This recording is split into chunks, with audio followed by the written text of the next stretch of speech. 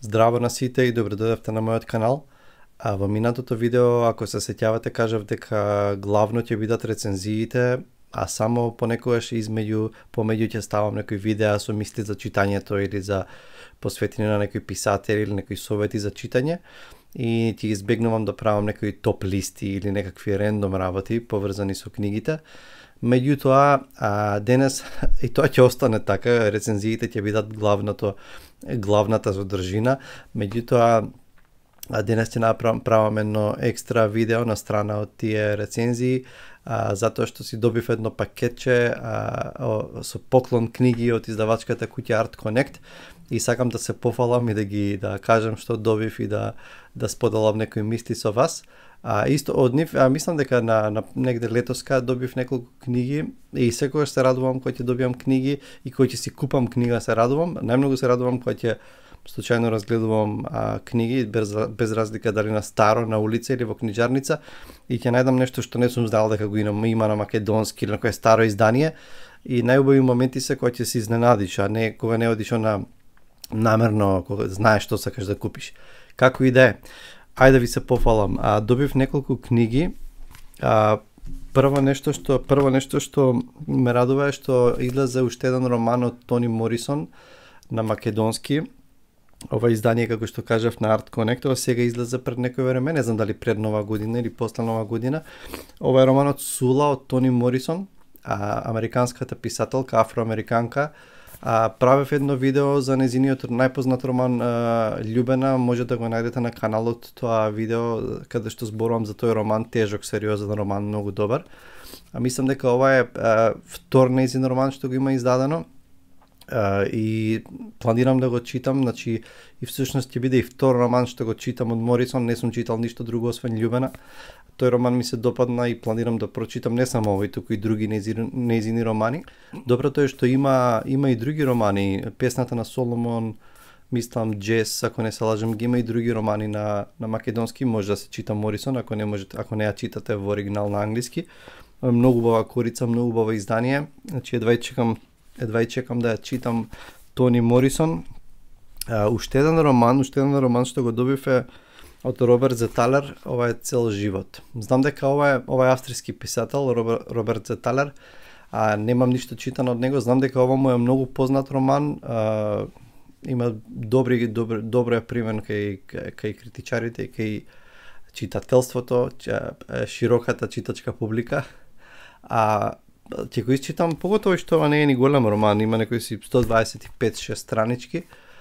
Планирам да го исчитам, да видам за што станува збор. Очекувам да биде добар. Значи ова е другиот роман што го добив и на кој што се радувам.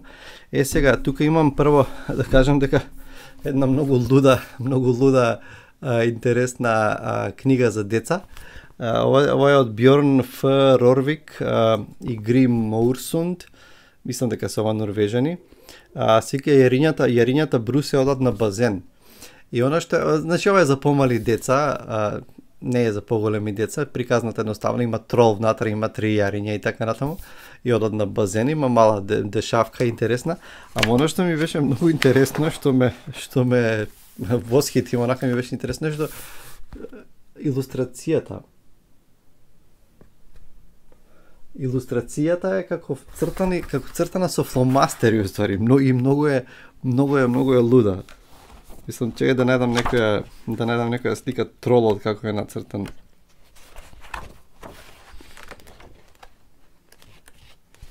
Например, тролот. Тролот е како шкртаница со фломастер, ама книгата е многу скрос откачена, има. Знаете како е тоа, може да кажете кога гледа човек вака од прва и ќе каже, па да, ова сега нема ништо посебно како шкртаници, сега е пачворк, лепени и цртани од горе. Меѓутоа и во тие шкртаници се гледа кога некој е илустратор и уметник, кога знае што прави со фломастер, кога нас не изгледа дека си чкртка, ама всушност знае што прави. Значи ова е сакам убав дизајн, значи зборувавме за дека се повеќе кај нас се прави добар дизајн и локални наши уметници, наши илустратори прават дизајн. Знам дека да речеме, например, меѓу другите Ване Косторанов почна да прави корици и за неговите изданија, ама и за книги и во Србија, и во Хрватска, и во други земји. Така што тоа многу ме радува, што има добри илустратори и добри илустрации и децата може да растат со добри книги. Значи ова е Јеринјата Брусовата на базен, веќе ја прочитав, интересна е, ми се допадна. Сега, оваа книга не беше во пакетчето, си ја купив пред некое време, ова е во издание на Art Connect исто така. Ја ставив еднаш како пост, ако се сеќавате, и напишав нешто.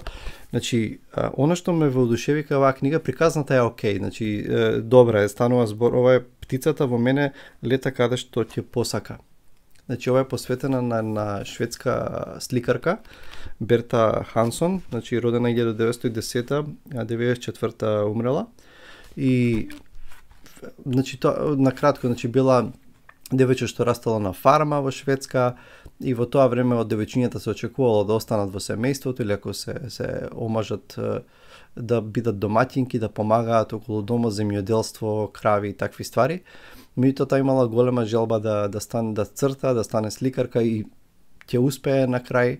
И има една многу интересна анекдота. Она што ми се допаѓа оваа книга, од која ќе заврши, значи приказната, која што е на моменти сериозна и малку потресна во смисла на тоа дека ја губи својата мајка и тоа е опишано тука. Меѓутоа илустрациите се многу добри. Многу ми се допаѓаат илустрациите во оваа книга. Навистина ми се допадна и ќе покажам уште. И самиот формат на книгата, самата хартија, значи комплетно како издание е совршено. Дури го има она што да речеме во електронска форма не може, книгите го немаат, а тоа е мирисот на книга. Како и да е, а на крајот, оно што ми се допадна на крајот има кратка биографија, која е еден расказ, приказ на нејзиниот живот. И има една многу убава анекдота што ми се допадна, а тоа е кога станала учителка, значи била скромна и станала учителка во некое село, ако не се лажам, и имало во училницата ставено слика една нејзина, ќе пробам да ја најдам, и дошла една позната сликарка шведска случајно во тоа време да го посетила школото, не знам зошто, и на зидот била оваа слика и таа рекла, сликарката ја прашала: од каде ви оваа слика, од каде сте нашле вака толку нешто добро? И таа рекла: па јас ја насликав. И тука она на некој начин ја открива како талент и таа почнува да ги вади, што се вели, од под кревет или од подрум сите слики што анонимно си ги сликала и ги цртала и така станува позната. Значи ова е интересна книга, многу ми се допадна. Ја споменувам исто заради дизајнот, заради илустрациите и комплетно како издание. И последното нешто е оваа графичка новела која што излезе исто неодамна и на многу и се радувам. Ова е графичката новела Ирмин од Барбара Јелен. И ќе ви прочитам, тука пишува: Ирмина, млада и амбициозна германка, доаѓа во Лондон кон средината на 30-тите години на минатиот век. Таму го запознава Хауард, студент на Оксфорд, кој потекнува од Карипските острови. Бидејќи двајцата се туѓинци во Англија, тие се зближуваат, но нивната врска е ненадејно прекината поради политичката ситуација во Германија под власта на Хитлер. Ирмина мора да се врати дома, политичките тензии ескалираат, Втората светска војна наближува. Значи, действието се одигрува во тоа време. Интересно е што целата графичка новела има свој тон.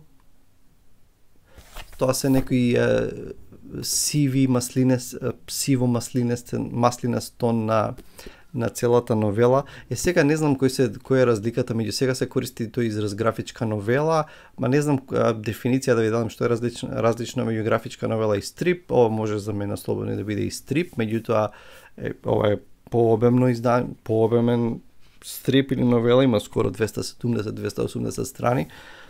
Повторно ќе кажам за изданието. Значи изданието, форматот, хартијата, значи внатре е одлично изработено и направено и мислам дека читателите всушност заслужуваат вакви изданија.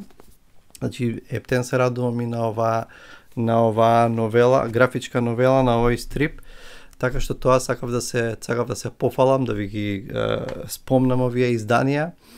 И може, сигурно за некои од овие книги, сигурно сум за Тони Морисон и за оваа новела, сигурно ќе направам и посебни видеа каде што ќе зборувам малку повеќе за секој. Ќе направам како краток осврт и рецензија за овие книги. Океј, тоа беше, следува рецензија на книга наскоро, така што чувајте се, ве поздравувам, заследете ме на Facebook и на YouTube и се гледаме со ново видео. Чао!